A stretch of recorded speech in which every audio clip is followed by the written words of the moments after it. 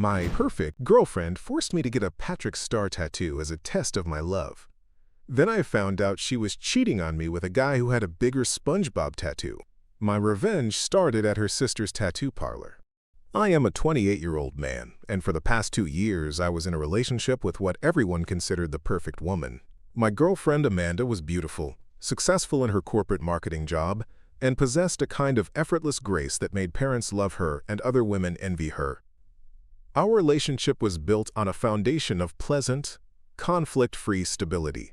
There was, however, one very strange pillar holding up this structure: the television show SpongeBob SquarePants. For Amanda, SpongeBob was not a cartoon. It was a philosophy, a religion. Her love for it was not ironic or casual. It was deeply, earnestly pure. She saw the world through the lens of Bikini Bottom. Optimism was the way of SpongeBob. Friendship was the bond of SpongeBob and Patrick. Work ethic was about flipping Krabby Patties. It was her one socially acceptable eccentricity, the quirky trait that made her down to earth.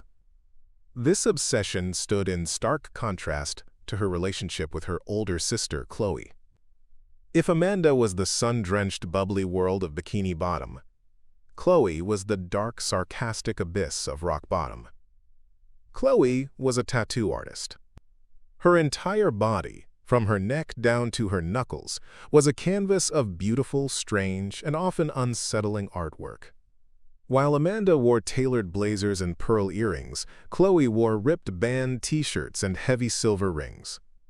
At family dinners, Amanda would be praised for her recent promotion, while Chloe would be asked, with a condescending sigh from their mother, if her little drawing business was managing to pay the bills. The family treated Chloe like the official disappointment, a walking stereotype of a promiscuous, unstable artist. They saw her tattoos not as art, but as a deliberate rejection of their clean, respectable world. I always found myself in the middle, defending Chloe in my quiet way. I saw the intelligence and wit under her sarcastic exterior. I was fascinated by her tattoos, especially the SpongeBob ones. She had several, but they were not the cheerful characters Amanda loved. She had a hyper-realistic, miserable-looking Squidward on her forearm.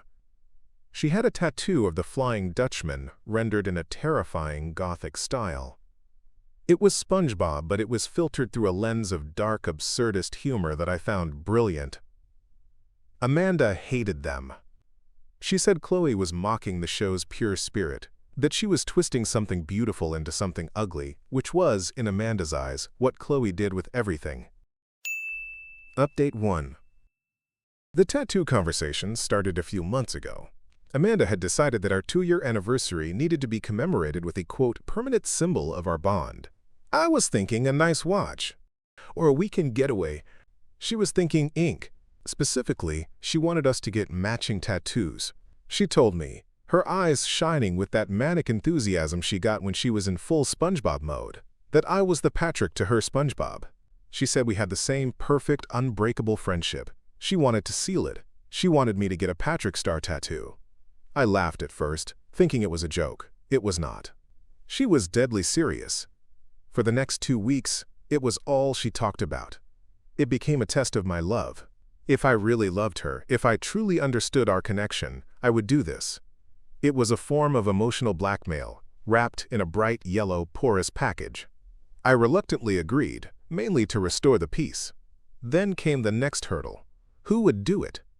Amanda, with her pristine, unmarked skin, was not actually getting a tattoo herself. Oh no, she was going to get a temporary hyper-realistic one for the anniversary photos. I was the only one going under the needle. And since we were on a budget, she suggested with a wicked little smile, that we should go to Chloe. She said her sister owed us a family discount. The idea filled me with a mixture of dread and a strange, unexpected excitement. The tattoo session was awkward at first. Amanda came with me, sitting in the corner of Chloe's studio, judging everything. Chloe's studio was amazing, filled with macabre art, vintage anatomy charts, and of course, her own darkly funny designs. Amanda hated it. She kept wiping down the chair with a sanitizing wipe.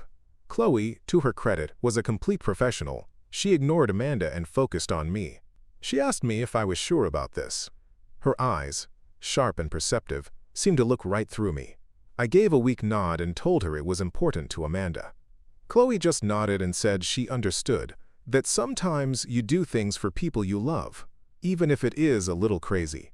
While Amanda was distracted on her phone, Chloe and I talked. I asked her about her tattoos, about her business. She was smart, funny, and passionate. She told me a little about her own life, how she had only ever had one serious boyfriend, a guy she had loved deeply, who had cheated on her and completely shattered her trust. It was a brief moment of vulnerability that made me see past the ink and the piercings to the person beneath. I felt a connection with her, a sense of shared reality that I rarely felt with Amanda. At the end of the session, I had a small, perfectly executed, cheerful-looking Patrick star on my ankle.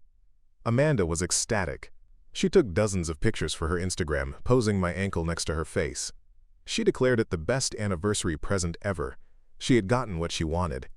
I was permanently branded as her Patrick, and all I could think about was the sadness in Chloe's eyes when she talked about being cheated on. Update 2. The happiness from the tattoo lasted about a month. Then I started to notice a shift in Amanda's behavior. She became more distant, always on her phone, smiling at texts that she would quickly hide if I walked into the room. She started working late more often, going out for drinks with the girls, and coming home smelling vaguely of a cologne that was not mine. I was not a fool, but I was a coward. I did not want to confront the truth. The idea of blowing up my perfect relationship was terrifying. The universe, however, decided to force my hand. I came home early from work one afternoon to surprise her. I found her car in the driveway, but when I walked inside, the apartment was empty. I was about to call her when I saw a text message pop up on her iPad, which was sitting on the coffee table. It was from a guy named Chad. The message made my blood run cold. It read, "Cannot wait for you to see the new addition to the Krusty Krab." I finally got the cash register. I had no idea what it meant, but it was the final red flag I needed. I did something I had never done before. I looked through her messages. The conversation with Chad was a novel of betrayal. They had been seeing each other for 2 months. He was, according to their messages, the ultimate SpongeBob fan. He had spent thousands of dollars turning his apartment into a tribute to the show. And then I saw the pictures. Pictures of Amanda, in his apartment, posing happily. Pictures of Chad. And a close-up of his arm, which was covered in a huge, elaborate, and undeniably impressive tattoo of SpongeBob. It was a work of art. I felt a wave of nausea so intense I had to sit down. She came home an hour later, humming, completely oblivious. I did not yell. I did not scream. I just confronted her with the iPad. Her face went from a cheerful smile to a cold, defensive mask in a split second. She did not even try to deny it. There was no remorse, no apology.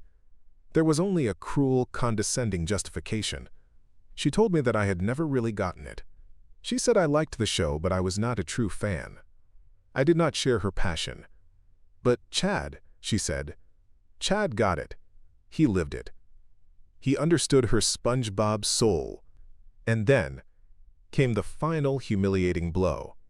She told me that my tattoo, the permanent mark of commitment I had gotten for her, was cute, but it was a joke. She looked down at my ankle with a sneer. She said my little Patrick was sweet, but it was pathetic in comparison to Chad's masterpiece.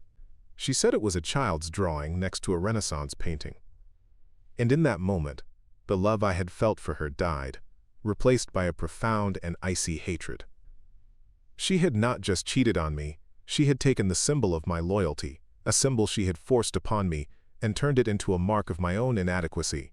She had humiliated me on a cellular level. She packed a bag and left that night to go to Chad's Krusty Krab. I was left alone in our apartment, surrounded by the cheerful, mocking faces of her SpongeBob merchandise. I looked down at the stupid, smiling Patrick star on my ankle, and all I could think about was finding a way to wipe that smile off his face and hers, forever. Update 3. The days following Amanda's departure were a special kind of hell. I was living in a museum of our failed relationship. Everywhere I looked, a cheerful, yellow SpongeBob stared back at me. The spatula by the stove, the plush toy on the bed, the shower curtain. It was a constant, smiling reminder of my own stupidity. But the worst part was the tattoo. It was a permanent marker of my humiliation, a brand of my failure. I tried covering it with socks, but I always knew it was there, a smiling, idiotic starfish on my ankle. I started to hate it with a visceral, burning passion. It felt like a parasite, something foreign that had attached itself to me. One night, after too many drinks, I even tried to scrub it off with a kitchen sponge, scraping my skin raw until it bled, a pathetic attempt to exfoliate my own bad decisions. The next morning, I looked at my red, inflamed ankle and the smiling Patrick star peering through the damage, and I knew I could not live with it. Laser removal was an option, a long, painful, and expensive process of erasure. But erasing it did not feel like enough. I did not want to pretend this never happened. I wanted to transform it. I wanted to take the symbol of my humiliation and turn it into a symbol of my anger. And there was only one person in the world who would understand that impulse. I drove to Chloe's tattoo studio. It was a rainy Tuesday afternoon and the shop was empty. She was at her drawing table, sketching, a pencil tucked behind her ear. She looked up when I walked in, and her usual sarcastic smile faltered when she saw the look on my face. She knew instantly. She did not even have to ask. She just gestured to a chair. I sit down, and the whole ugly, humiliating story came pouring out of me. I told her everything. About Chad. About his apartment. About the bigger, better SpongeBob tattoo. And about Amanda's final, cruel words, calling my tattoo pathetic. When I finished, Chloe was quiet for a long moment. I expected pity, oh, maybe even an "I told you so" smile. Instead, I saw a look in her eyes I had never seen before, a cold, hard fury. She told me that Amanda had always been like that, obsessed with appearances, with having the biggest, the best, the most perfect version of everything. She told me that what Amanda had done was not just cheating, it was a power play, a way to make me feel small and inadequate. And then she told me about her own experience, about the boy she had loved who had cheated on her, and how he had tried to make her feel like she was the one who was lacking. For the first time, I felt truly seen. She understood the specific sting of this kind of betrayal. I finally looked down at my ankle and told her I needed to get rid of it. I told her I needed her help. A slow, wicked smile spread across Chloe's face. She told me we were not going to get rid of it. We were going to desecrate it. We were going to perform an exorcism. We spent the next hour brainstorming. We threw out ideas, each one darker and funnier than the last. She suggested a zombie Patrick, his brains spilling out. I suggested Patrick being eaten by a giant Alaskan bullworm. And then, Chloe had her moment of genius. She said the true opposite of SpongeBob's naive optimism was not evil. It was the cynical, soul-crushing misery of Squidward. She grabbed her sketchpad. Her hands moved with a fluid, confident grace. She began to draw. She drew a Squidward that was a masterpiece of existential dread. His eyes were bloodshot and weary. His tentacles were limp. He was not just sad, he was defeated by life itself.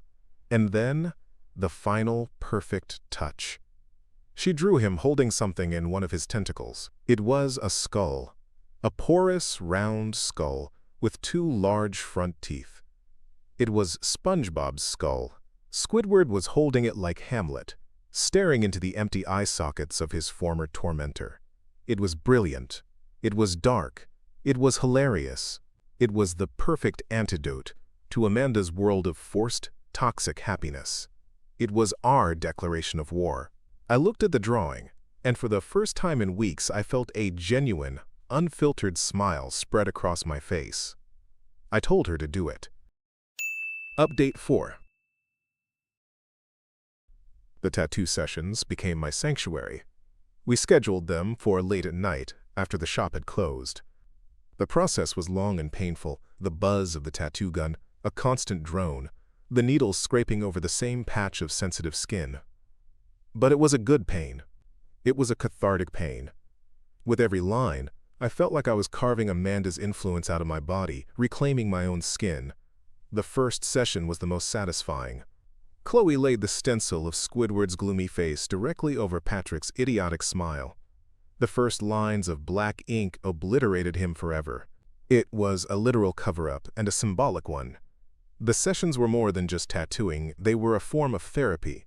We would order takeout and talk for hours while she worked. We talked about everything. About our families, expectations, about her frustration with being the disappointment, and my frustration with always trying to be the good guy. We talked about art, about music, about our failed relationships. I discovered that beneath her tough, tattooed exterior, Chloe was one of the kindest, most perceptive people I had ever met. Her cynicism was a shield, a defense mechanism against a world that had always tried to put her in a box. With her, I did not have to be perfect. I did not have to pretend to like things I did not. I could just be myself. A deeper connection was forming between us, an easy intimacy born from shared pain and late-night conversations. I found myself looking forward to the pain of the needle, just so I could spend more time with her. One night, after a particularly long session, we were cleaning up the studio. We were both tired, standing close together by the sink. I looked at her, at the smudge of ink on her cheek, at the intense focus in her eyes, and I just leaned in and kissed her. It was a tentative kiss at first, but she kissed me back, a moment of gentleness in a world that had been so harsh. Our relationship shifted that night.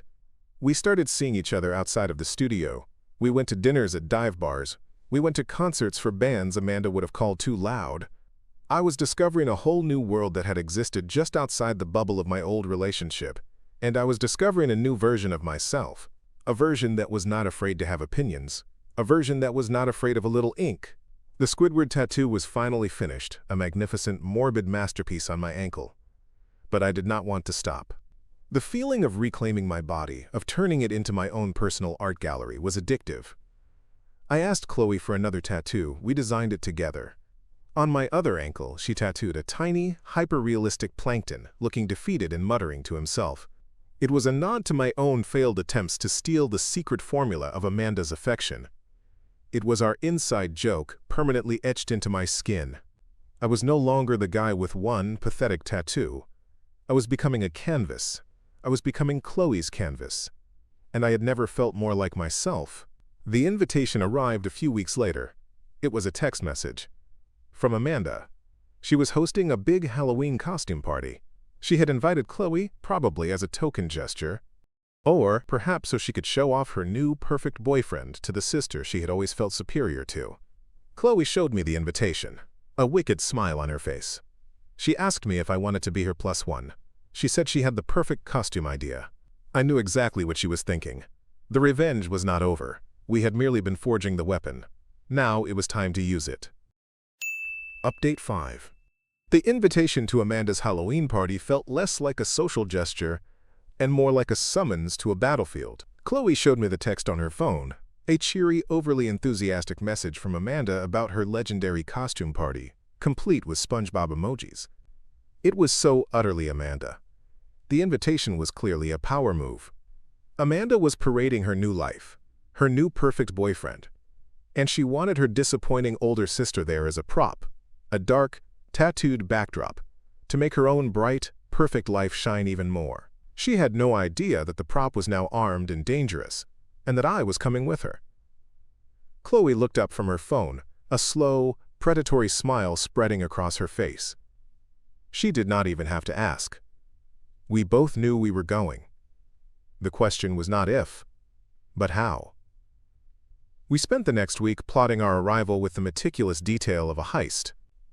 The costumes were key. It had to be a direct, symbolic attack. We decided to go as SpongeBob and Patrick, but our versions. Chloe, with her artistic genius, designed the look. We went for a grim, gothic punk aesthetic. She found a ripped, black and white striped sweater for herself and paired it with heavy combat boots and dark, smoky eye makeup. She was Patrick, but a Patrick who had seen the abyss. For me, she found a tattered yellow band t-shirt and a pair of old, ripped black jeans. It was SpongeBob as if he had been fired from the Krusty Krab and spent a decade listening to depressing indie music. We were a perversion of everything Amanda held dear. The night of the party, as we were getting ready at her apartment, a strange sense of calm settled over me. The anger I had felt towards Amanda had cooled from a raging fire into a cold, hard piece of steel. I was no longer the anxious, eager-to-please boyfriend who had gotten a tattoo to appease her. I looked in the mirror. My arms, which were starting to fill up with more of Chloe's dark, whimsical art, looked like my own for the first time. The Squidward on my ankle was a secret weapon hidden beneath my jeans. Chloe came up behind me and wrapped her arms around my waist, resting her chin on my shoulder. She looked at our reflection in the mirror, at our dark, mismatched costumes. She told me we looked perfectly miserable, and then she kissed me. It was not a kiss of revenge or spite. It was a kiss of genuine, unexpected affection. In the midst of planning this act of war, we had accidentally fallen in love. We were not just partners in revenge anymore. We were partners. The drive to the party was filled with a tense, giddy energy. We listened to loud punk music, the opposite of the cheerful pop Amanda adored. When we arrived, we could hear the thumping bass of some generic dance music from down the street. Amanda and Chad's apartment was lit up like a beacon of toxic positivity. We took a deep breath, gripped each other's hands, and walked into the lion's den. Update 6. The scene inside was a nightmare of primary colors. The apartment was, as promised, a shrine to SpongeBob SquarePants. The walls were painted to look like the interior of the Krusty Krab. There was a net hanging from the ceiling. A bubble machine was pumping out a constant stream of bubbles in the corner. It was a toddler's birthday party for adults. The guests were a sea of Amanda's corporate friends, all dressed in bright, happy costumes. We stuck out like two crows in a flock of canaries. Amanda, dressed in a perfectly tailored Sandy Cheeks costume, was holding court in the center of the room, laughing loudly. Next to her was Chad, dressed as SpongeBob, his huge, elaborate tattoo visible beneath a tank top. Amanda spotted Chloe first. Her perfect smile tightened for a fraction of a second as she took in her sister's dark, rebellious costume. And then she saw me, standing right behind Chloe, holding her hand. The reaction was magnificent. It was not loud. It was a quiet, complete system failure. Her smile did not just falter, it collapsed. The color drained from her face. Her eyes darted between me and Chloe, the pieces clicking into place in her head. Shock, disbelief, and then a deep, ugly surge of pure, possessive rage. She had lost control of the narrative. She recovered quickly, her perfect hostess mask snapping back into place, but the damage was done. Her eyes were cold and hard. She tried to ignore us, to pretend we were not there. She laughed a little too loudly at Chad's jokes, touched his arm a little too often. But we could feel her eyes on us, tracking our every move. We did not engage. We just stood in the corner, talking to each other. A calm, dark island in her sea of forced yellow happiness. After about an hour of this silent warfare, Amanda could not take it anymore. Her need to be the center of a perfect universe overrode her common sense. She decided to go on the offensive, to try and reclaim her power by humiliating me. She and Chad walked over to us, their smiles dripping with fake sweetness. She gave Chloe an air kiss that did not land. Then she turned to me. Her voice was loud enough for everyone nearby to hear. She asked me if I was having a good time. Then, the kill shot. She looked down towards my feet with a mocking sense of pity. She asked me if I still had that adorable, pathetic little Patrick tattoo. She told Chad that I had gotten it for her, that it was so sweet. She was painting me as the sad, obsessed ex-boyfriend.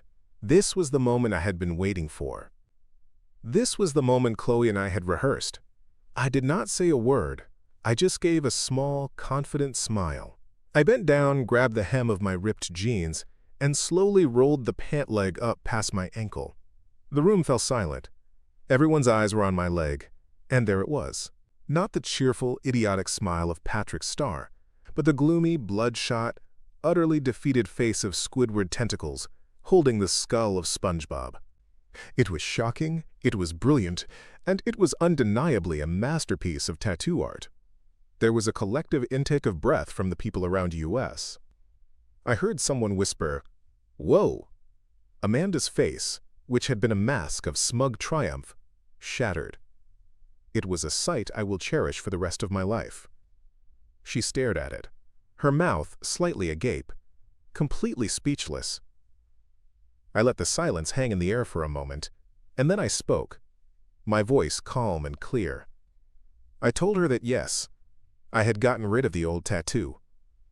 I told her I had realized it was a mistake to permanently mark my body with a symbol of a fake, childish relationship.